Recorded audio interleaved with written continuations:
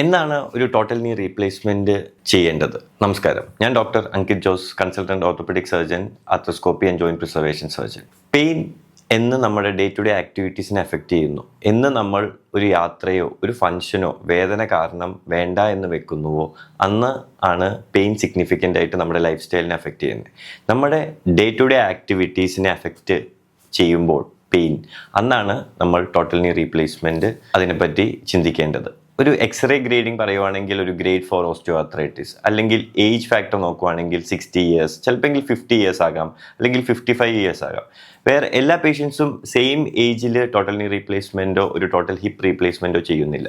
എല്ലാവരുടെയും ഏജിൽ ഒരു ഡിഫറൻസ് ഉണ്ട്. എക്സ്റേ വൈസ് നോക്കിയാലും എല്ലാവരുടെയും എക്സ്റേയിലും ഒരു ഗ്രേഡ് 4 ചേഞ്ചസ് വേണമെന്നില്ല. പിന്നെ എന്താണ് ഒരു മേജർ ക്രൈറ്റീരിയ? എൻ്റെ അഭിപ്രായത്തിൽ ഏറ്റവും മേജർ ക്രൈറ്റീരിയ വേദന. എന്നാണ് വേദന നമ്മുടെ ലൈഫ് സ്റ്റൈൽ അല്ലെങ്കിൽ നമ്മുടെ ദിനം ആക്ടിവിറ്റീസിനെ അഫക്റ്റ് ചെയ്യുന്നു. ഇപ്പോൾ പള്ളിയിൽ പോകുന്ന ഒരാൾ വേദന കാരണം പള്ളിയിൽ പോകണ്ടെന്ന് വെച്ചു, അല്ല ഒരു മാരേജ് ഫംഗ്ഷൻ, ആ ഫംഗ്ഷന് വേദന കാരണം ഞാൻ വരുന്നില്ല എന്ന് വെക്കുന്നു, അല്ലെങ്കിൽ കാറിൽ നിന്ന് ഇറങ്ങുമ്പോൾ എനിക്ക് തന്നെ ഇറങ്ങാൻ പറ്റുന്നില്ല, ഒരു സപ്പോർട്ട് വേണം, എപ്പോഴും എൻ്റെ വേദന കാരണം ഞാൻ ഒരാളെ ഡിപ്പെൻഡ് ചെയ്യേണ്ടി വരികയോ ആ വേദന കൊണ്ട് ഞാനൊരു കാര്യം ചെയ്യേണ്ട എന്ന് വെക്കുന്നോ ചെയ്യുമ്പോൾ അന്നാണ് നമ്മൾ ഒരു ടോട്ടൽ നീ റീപ്ലേസ്മെൻറ്റോ അല്ലെങ്കിൽ ഒരു ഹിപ്പ് റീപ്ലേസ്മെൻറ്റ് സർജറിനെ പറ്റി ചിന്തിക്കേണ്ടത്. Four further such health tips, follow me.